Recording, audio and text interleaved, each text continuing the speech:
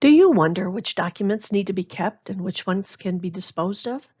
Due to the enormous amount of information that we receive and make each day, we need to make decisions about what is the official record and what needs to be kept and managed according to the time periods specified in the records retention schedule. All other copies are then considered duplicate copies and can and should be destroyed when they are no longer needed. This presentation will provide information on how to make decisions about what to keep and not to keep. The objectives of this presentation are to understand and define what is a record, specify your responsibilities for record keeping, and identify decision points and actions to take when destroying materials at the end of their life cycle. There are several state statutes regarding record-keeping requirements. Minnesota Statute 15.17 says we must keep records, and Minnesota Statute 138.17 says we must have a retention schedule that specifies how long we will keep the records. There may also be federal requirements for record keeping that we must comply with. While there's no legal requirement to delete or destroy things, it is essential to good business practices to eliminate obsolescence. This helps control costs, aids in efficient operations, and minimizes risks. Good record-keeping practices also fosters professionalism and a good working environment. So, what is a record? Minnesota Statute 13.02 Subdivision 7 defines a record as any document that contains information about a transaction, activity, or event related to the organization. The record can be stored on paper or electronically. It can be an email, digital file, database, or spreadsheet. Records can also be photographs, audio files, or videos. People often think of record in very narrow terms as limited to formal documents of a significant event and often bearing official signatures and seals. While records can be formal, they can be casual too. Memos and scribbled notes, email, voicemail, and sketches on paper placemats may all be records. Records are not limited to the official documents signed by an MDH employee. Records can be in any format, including word processing files, spreadsheets, databases, graphics, such as JPEGs, GIFs, and TIFFs, and video and sound recordings, such as WAV and MP3 or MP4. Most records have value that must be kept for a period of time ranging from a few weeks to years. There are a few records that have permanent value and must be transferred to the state archives to be kept indefinitely. In short, a record can be anything that contains information that has been created or received in the course of business that can be used to provide information about some action. So then, what is a non-record? Non-records tend to fall into one of the following categories. Extra copies or duplicate copies of documents. Often they're made for convenience or reference. Stocks of publications and of processed documents. These include bulk-produced annual and special reports, special studies, brochures, pamphlets, books, handbooks, manuals, posters, and maps. Note, however, that a master copy needs to be retained as the record. Reference materials collected for informational purposes. And personal papers. They are not MDH records. These should never be retained at work. Every person who works for MDH is responsible for record keeping. Some people spend more time at it than others because they're in charge of a specific type of record. Regardless of how much time you spend on it, as an employee, you are a records custodian. You are responsible for ensuring the safety, timely availability, and proper retention of the information in your custody. More specifically, you shall conduct and work in accordance with state records management regulations and MDH's records management policy and procedures. You will create and manage records necessary to document official activities. This includes creating appropriate records documenting meetings, conversations, email messages, telephone calls, and other forms of communication of official MDH business, and you must only destroy records in accordance with the approved records retention schedule and never remove records from MDH without authorization. And you must only file non-record materials separately from official MDH records. How do you determine what to keep and what not to keep? Start with asking yourself, what does your program do that needs to be documented? What types of records are created in your program? What are your mission-critical records? What records document your decisions or are part of an audit trail? Examples might include permit files, project files, reports, publications, personnel files, contract files, and so on. Look at each type of record and decide why it's created and maintained. Your program may be required to create and maintain records for a number of valid reasons, including program administration, reporting, agency policy, or procedure.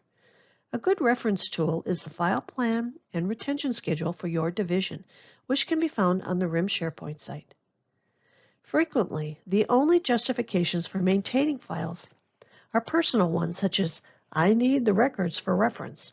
Joe wants me to keep a copy. Somebody may ask for it, or I don't trust anyone else to keep it. You will find that many of the series on the list for your office are working files. Files maintained simply for convenience or reference materials. These kinds of reasons increase many risk factors for MDH and you, so unless there's a compelling reason to keep something, plan to eliminate files and records whenever you can. This chart is a decision-making tool to help you with identifying records and non-records that every record custodian can use. Note the difference between non-records and records. This chart can be found on the RIM SharePoint site. The next 8 slides are common documents that you may encounter in your daily routine. Is 15 out-of-office messages from colleagues and coworkers records? The answer is no. While the messages have information value, it is limited and therefore are considered non-records and do not need to be preserved. Is a letter notifying an applicant of a job offer a record? The answer is yes. A job offer letter is a component of an employment record and needs to be preserved. Is a marked up copy of a draft report a record? Well, the answer is it depends. Some drafts contain unique information and annotations or comments added during circulation for comment or approval. You should maintain such drafts with the office copy of the final document when the drafts relate to formulation and execution of high-level policies, decisions, actions, or responsibilities. However, there are many instances when drafts can be safely destroyed.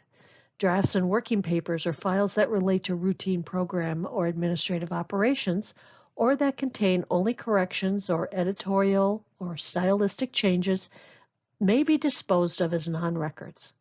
Examples include drafts not circulated for comment and drafts of most general publications, correspondence, internal memoranda, and other documents not related to critical functions.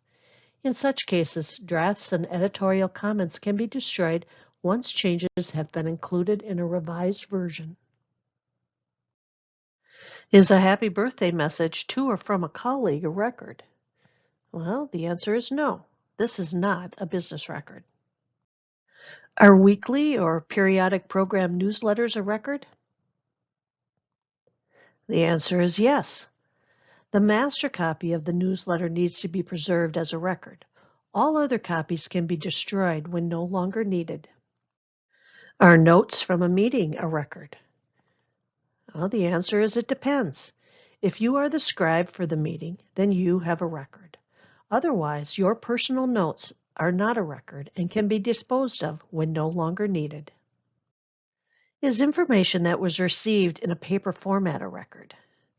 The answer is that we are required to keep one copy of a record.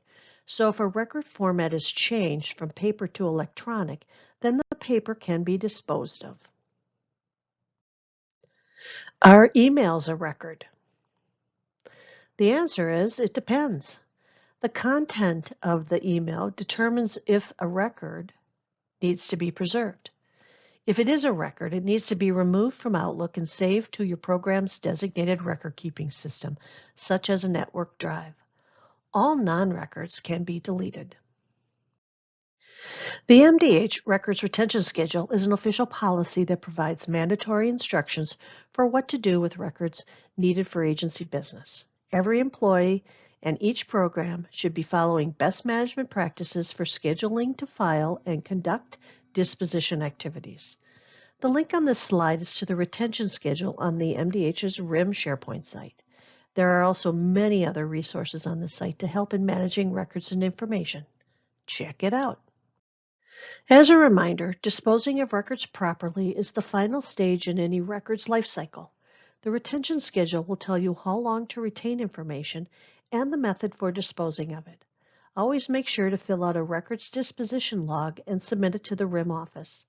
The form is on the shred bins in the neighborhood centers. It can also be found in the forms library of the RIM SharePoint site.